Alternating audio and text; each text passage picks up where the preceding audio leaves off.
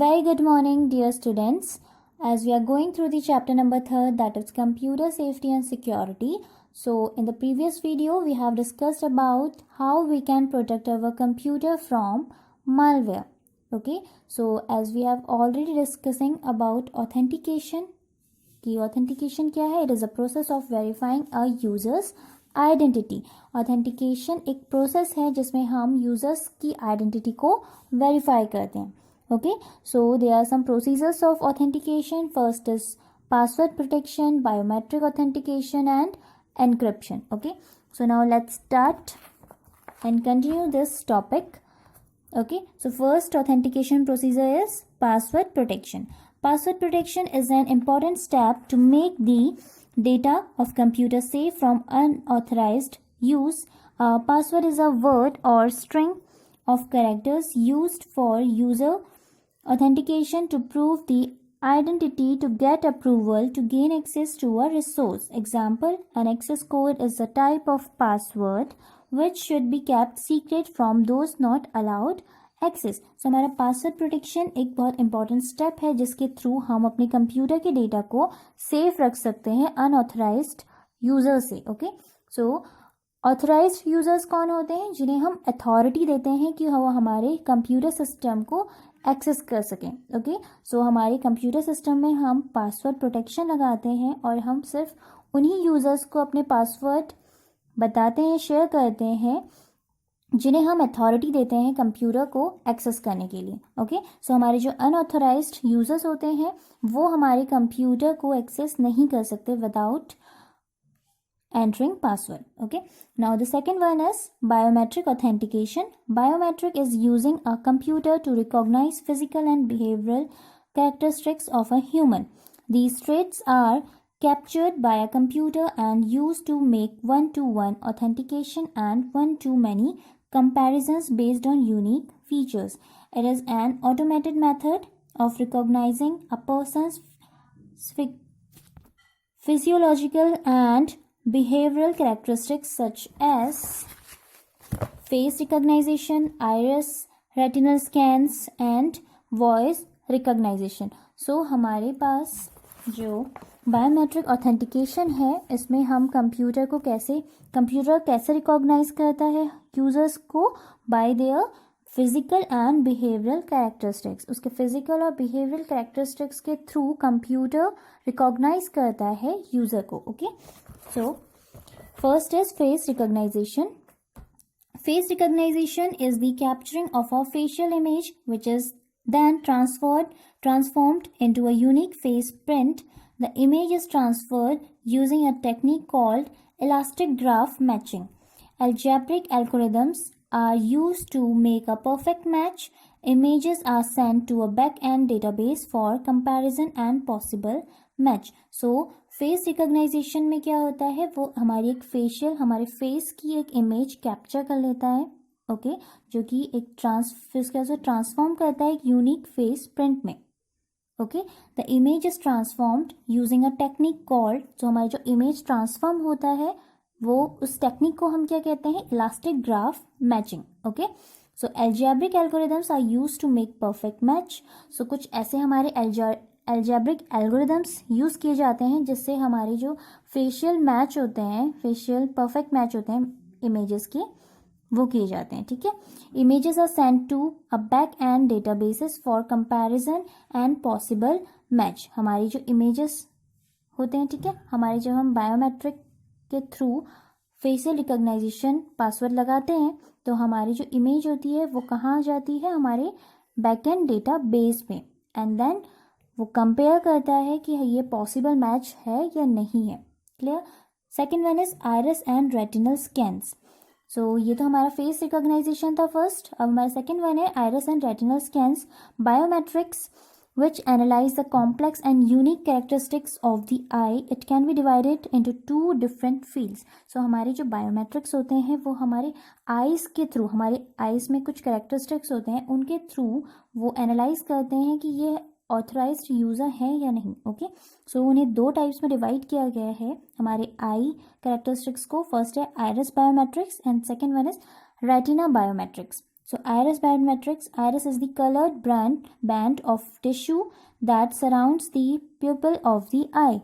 And iris recognition system uses a video camera to capture the sample, while the software compares the resulting data against stored templates. So हमारे जो iris होता है वो क्या है, colored band tissue है जो surround होता है किसके, हमारे जो आई है, आई में प्यूपल प्रेजेंट है ना, प्यूपल के सराउंड में जो एक टिश्यू प्रेजेंट होता है कलर्ड बैंड में, उसे हम कहते हैं iris. Okay, so an iris recognization system uses a video camera. तो आयरिस को रिकॉग्नाइज करने के लिए एक वीडियो कैमरा यूज़ किया जाता है जिससे वो कैप्चर करता है हमारे सैंपल को, और हमारा जो सॉफ्टवेयर है वो कंपेयर करेगा जो हमारे ऑलरेडी सेव्ड टेम्पलेट्स हैं, मीन्स हमारे जो ऑलरेडी कुछ सेव्ड आयरिस सैंपल्स होंगे उनके साथ वो कंपेयर करेगा. Okay, now second one is retina biometrics. Retina is the layer of blood vessels at the back of the I. Retina क्या है, एक हमारी ब्लड वेसल्स की लेयर होती है जो हमारी आई के बैक में प्रेजेंट होती है. ओके, सो इसमें भी वो हमारे आयरिस और रेटिना को कैप्चर करते हैं और फिर हमारे जो स्टोर्ड रेटिना और आयरिस के सैंपल्स होते हैं उनके साथ मैच करते हैं. ओके, उन्हें फिर रिकॉग्नाइज किया जाता है, कंपेयर किया जाता है कि ये हमारे ऑथराइज्ड यूजर्स के ही आयरिस और रेटिना है या नहीं है. Clear. Now the next is voice recognization. The term voice recognition refers to finding the identity of who is speaking rather than what they are saying. Recognizing the speaker can simply the task of translating speech in the systems that have been trained on a specific person's voice, or it can be used to authenticate or verify the identity of a speaker as part of a security process. So, जो हमारा term voice recognition है वो किसे refer करता है, to finding the identity of who is speaking. जो speak कर रहा है उसकी आइडेंटिटी को फाइंड करने के लिए वॉइस रिकॉग्नाइजेशन रेफर किया गया है rather than what they are saying. Okay, so recognizing the speaker can simplify the task of translating speech in systems that have been trained on a specific person's voice, or it can be used to authenticate or verify the identity of a speaker as a part of a security process. So हमारी जो recognition है, जो speaker बोलेगा वो कैसे simplify करेगा कि वो हमारे टास्क को, हमारे सिस्टम में जो टास्क होगा वो क्या होगा, translating speech in the systems. हमारे सिस्टम पे स्पीच को जो भी स्पीकर बोलेगा उसे वो ट्रांसलेट करेगा. ओके, सो हमारा जो सिस्टम है वो उसके पास एक स्पेसिफाइड ट्रेंड थिंग्स होंगी जिसमें वो इजीली पर्सन्स की या फिर यूजर्स की वॉइस इजीली आइडेंटिफाई कर सकेगा. Okay, so now the next is encryption. Encryption is the process of conversion of data and information into a form called a ciphertext that cannot be easily understood by unauthorized people. So हमारा encryption क्या है, एक ऐसी process है जिसमें हमारे data या information को किसी एक दूसरे फॉर्म में कन्वर्ट किया जाता है. ठीक है, तो उस फॉर्म को हम कहते हैं सिफर टेक्स्ट. सो ये टेक्स्ट जब हमारा कन्वर्ट होता है, हमारा डेटा या इंफॉर्मेशन कन्वर्ट होता है इस सिफर टेक्स्ट में, सो कोई भी अनऑथराइज्ड पीपल उसे इजीली अंडरस्टैंड नहीं कर सकता. Okay, now what is decryption. Decryption is the process of converting encrypted data back into its original form so that it can be understood. So decryption एक ऐसी process है जो किसे convert करती है, हमारे encrypted डेटा को दोबारा से ओरिजिनल फॉर्म में कन्वर्ट कर देती है. ठीक है, so that can be understood. The use of encryption. Decryption is as old as the art of communication in war time. Cipher, often incorrectly called a code, can be employed to keep the enemy from obtaining the contents of transmissions. Technically, a code is a means of representing a signal without the intent of keeping it secret. Examples are Morse code and ASCII. So, जो हमारा use है encryption और decryption का, ये एक बहुत पुराना art है कम्युनिकेशन का. ठीक है, सो हमारे वॉर टाइम पे तो जो हमारे कम्युनिकेशन होते थे वो किस तरीके से होते थे, वो अपने इन कोड्स के थ्रू कम्युनिकेट करते थे. ओके, अपने डेटा को ट्रांसफॉर्म करते थे. सो एग्जाम्पल्स हैं उसके, Morse code and ASCII code. So ये कुछ ऐसे कोड्स हैं जिसमें वो अपने डेटा को ट्रांसफ़र करते थे, कन्वर्ट करते थे for communicating. Now, simple ciphers include the substitution of letters for numbers, the rotation of letters in the alphabet, and the scrambling of voice signals by inverting the sideband frequencies. More complex ciphers work according to sophisticated computer algorithms that rearrange the data bits in digital signals. So, जो हमारे simple ciphers होते थे, means हमारे जो simple जो convergence होते थे encryption के, वो क्या इंक्लूड करते थे? लेटर्स फॉर नंबर्स, नंबर्स के लिए वो लेटर्स यूज़ करते थे, अल्फ़ाबेट्स के लिए कुछ रोटेशन ऑफ लेटर्स यूज़ करते थे, ओके। और हम अगर हमारे ज़्यादा कॉम्प्लेक्स सिफर्स होते थे, ज़्यादा कॉम्प्लेक्स हमारे फॉर्म होते थे जो हमने डेटा को कन्वर्ट किया है, वो किसके अकॉर्डिंग होते थे? हमारे एल्गोरिदम्स में, ओके। सो हमारे कुछ ऐसे एल्गोरिदम्स थे that rearrange the data bits in digital signals. वो हमारे डिजिटल सिग्नल्स में, तो हमारे डिजिटल सिग्नल्स क्या होते हैं? 0 एंड 1 की फॉर्म में, ठीक है। तो वो एल्गोरिदम्स हमारे 0 और 1 की फॉर्म में कोड किए जाते थे हमारी कॉम्प्लेक्स सिफर्स को। Clear? Now for example take a look at the following sentence. So ये हमारा एक सेंटेंस है। So do you understand the sentence और does it make any sense? क्या आपको ये सेंटेंस समझ में आया? क्या इसका कोई सेंस है? No, I don't understand this sentence. No, this is because it is written in a code language, क्योंकि ये एक कोड लैंग्वेज में लिखा गया है, इसलिए हमें इस सेंटेंस का मीनिंग नहीं समझ में आया। However if you know the code you can decipher it. तो अगर हमें इस कोड को पता होता तो हम इसे इजीली क्या कर सकते थे? डिकोड कर सकते थे, okay. Try replacing every letter in the message with the letter preceding it in the alphabet. You will find that the sentence is information protection, okay. So हमारा जो रियल लेटर है, ठीक है, हमारा जो रियल वर्ड है वो क्या है? इंफॉर्मेशन प्रोटेक्शन है। तो इसे किस तरीके से कोड किया गया है? हर एक लेटर को प्रीसीड किया गया है, मीन्स उन्हें एक नंबर, एक अल्फ़ाबेट इंक्रीज किया गया। तो आई के बाद क्या था? जे, एन के बाद ओ, एफ के बाद जी, तो इस तरीके से इसे कोड किया गया है, okay. Now how to backup your computer files. Now we will learn how to backup our computer files. It is another important step for computer safety. How you lost any important documents, photos, or other files. Imagine what would happen if our computer suddenly stopped working. It may be possible to repair your computer, but your files may be lost forever. Luckily, you can prevent this by creating backup copies of all of your files, or just the important ones, on an external hard drive or an online backup service. So अगर हमें अपनी computer files को backup रखना है तो हम किस तरीके से रखेंगे? So ये हमारा एक इम्पॉर्टेंट थिंग है कि हम अपने कंप्यूटर को सेफली रखें, ओके। और हमारी जो भी डेटाज हैं, हमारे डॉक्यूमेंट हैं, फ़ोटोज़ हैं, वो कभी भी सडनली करप्ट हो सकती हैं, ओके। हमारी ये फाइल्स करप्ट हो सकती हैं। तो सडनली अगर हमारे कभी कंप्यूटर वर्क करना बंद कर दे, ठीक है, वर्क नहीं करे, तो हम अपने कंप्यूटर को तो रिपेयर कर सकते हैं, बट हमारी जो फाइल्स होंगे, हमारा जो डेटा होगा, वो फॉरएवर हम उसे लॉस्ट कर चुके होंगे, ठीक है, वो डिलीट हो चुके होंगे। तो हमें क्या करना होगा? अपनी उन फाइल्स का एक बैकअप रखना होगा, ओके। सो हमारे पास कुछ एक्सटर्नल हार्ड ड्राइव्स होते हैं जिनमें हम अपने बैकअप्स रख सकते हैं उन फाइल्स का, और या फिर हम ऑनलाइन बैकअप सर्विस का भी यूज़ कर सकते हैं, okay. Now external hard drives. To keep your files safe, you can purchase an external hard drive and copy the contents of your computer to it. The initial backup could take several hours, so you will need to select a period of time when you do not need access to your computer. Running the backup overnight usually works best. Follow-up backup should be conducted on a regular basis, but will not take as long because the drive will only need to copy your most recent files.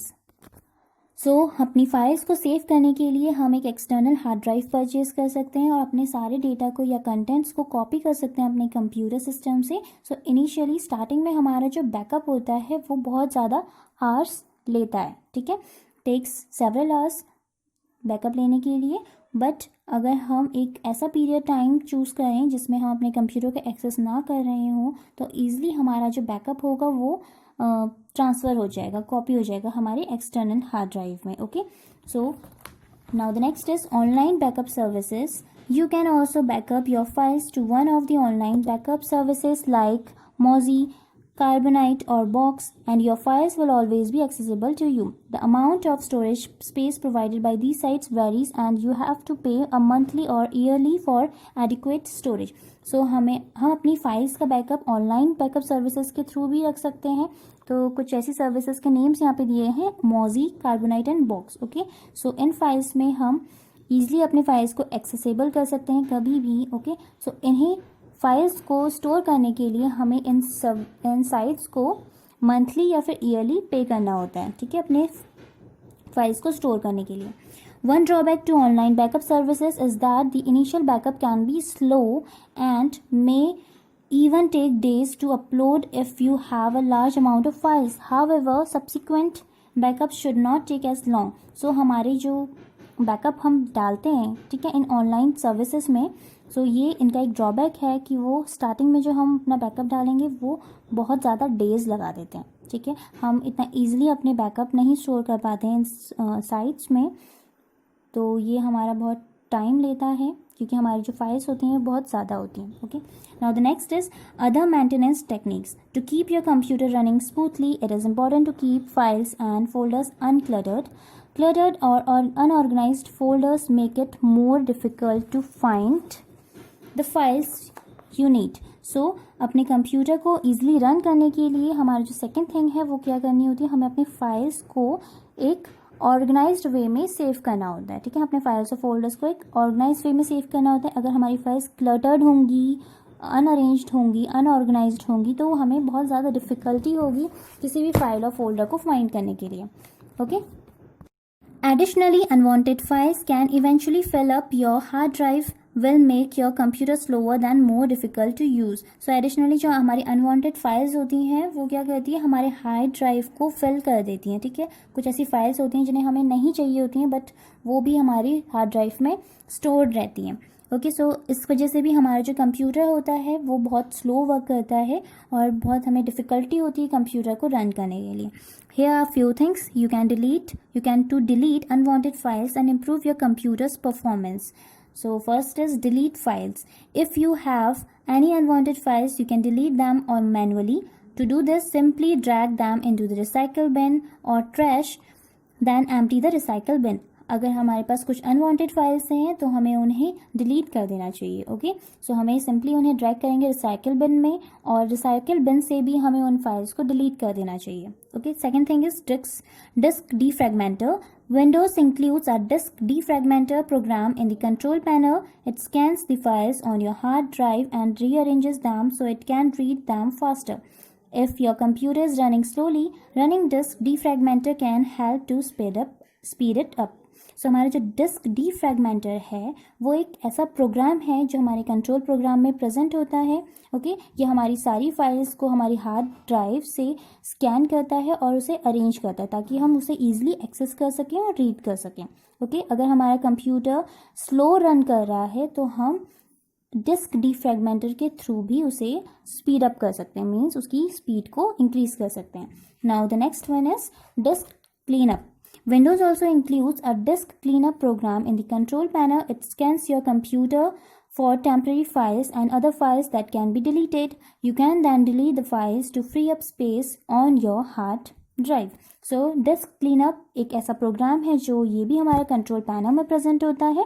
Okay, so disc cleanup क्या करता है, हमारी जो temporary files होती हैं या फिर हमारी जो अदर डिलीटेड फाइल्स होती हैं उन सबको वो स्कैन कर लेता है. ओके, तो इससे भी हमारी जो मेमोरी होती है कंप्यूटर की या फिर हम कह सकते हैं हार्ड ड्राइव की वो फिल हो रखी होती है, तो हम इन फाइल्स को भी इजीली डिलीट कर सकते हैं और हमारी जो हार्ड ड्राइव की स्पेस है उसे फ्री अप कर सकते हैं. Okay, now the next topic is malware. Malware is a malicious software. It refers to software program designed to damage or do other unwanted actions on a computer system. In Spanish, mal is a prefix that means bad, making the term badware, which is a good way to remember it even if you are not Spanish. So malware क्या है, एक malicious software है और ये refer करता है ऐसे programmes को जो क्या करता है, इस तरीके से डिज़ाइन किए गए होते हैं कि वो हमारे किसी भी कंप्यूटर सिस्टम को डैमेज कर सकता है और डू अदर अनवांटेड एक्शंस, और कुछ ऐसे अनवांटेड एक्शंस करता है जो हमने इंस्ट्रक्शंस नहीं दिए होते हैं. Okay, in Spanish mal is a prefix that means bad. Mal का मीन्स क्या है स्पेनिश लैंग्वेज में? Bad. Making the term bad where which is a good way to remember it even if you are not Spanish. So एक ये good way है कि हम इसका मीनिंग याद रख सकते हैं. माल मीन्स बैड, तो अगर हम स्पेनिश नहीं भी जानते हैं तो हम इसको इजीली लर्न कर सकते हैं. So they are some examples of malware include viruses, worms, trojan horses and spyware. So हमारे कुछ एग्जांपल्स हैं मालवेयर के: viruses, worms, Trojan horse and spyware. Okay, so dear students, that's all for today. In the next class we will discuss about these viruses. Okay, so today you have to do some question answers in your notebook. First, write down the date, then chapter number 3rd, question number 3rd. Okay, what is malware? How does it affect your computer? Mention some types of malwares. So वो malware क्या है? It is a malicious software. It refers to software programs designed to damage or do other unwanted actions on a computer system. malware हमारा एक software है, malicious software है. ये किसे refer करता है? It refers to software programs designed to damage, हमारे computer system को डैमेज करने के लिए या फिर कुछ अदर अनवांटेड एक्शंस करता है. ठीक है, do other unwanted actions. The effect in our computer by malware are: first is it can crash our hard disk. Second, it can destroy all or some of our data. या तो ये हमारे hard disc को crash करता है या फिर हमारे कुछ या फिर सारे ही डेटा को डिस्ट्रॉय कर देता है. Okay. Third is decreases the processing speed of the computer. हमारी कंप्यूटर की प्रोसेसिंग स्पीड को भी डिक्रीज करता है. और reduces the memory of the computer और hard disk. Fourth one is reduces the memory of the computer. हमारी computer की मेमोरी को या फिर हमारे हार्ड डिस्क की मेमोरी को रिड्यूस कर देता है. Okay, now some types of malwares are viruses, worms, trojan horses, spyware. So हमारे कुछ टाइप्स हैं मालवेयर्स के, उनके नेम्स हमें लिखने थे, मेंशन करना था हमें names of malwares: viruses, worms, Trojan horses and spyware. Okay, now the fourth question is differentiate between encryption and decryption. So हमें differentiate करना है encryption और decryption के बीच. First is encryption. It is the process of conversion of data and information into a form called a ciphertext. सो हमारा जो एक process है जिसमें हम अपने डेटा या इन्फॉर्मेशन को कन्वर्ट करते हैं किसी फॉर्म में, उसे हम कहते हैं cipher text. Okay, that can not be easily understood by unauthorized people. Now next is decryption. It is a process of converting encrypted data back into its original form so that it can be understood. ये एक ऐसी process होती है जिसमें हम अपने encrypted data को दोबारा किसमें कन्वर्ट कर देते हैं? ओरिजिनल फॉर्म में. Okay, so that it can be understood. So dear students, today you have to do only these 2 question answers in your notebook, and rest of the topics of this chapter we will discuss in the next class. Thank you.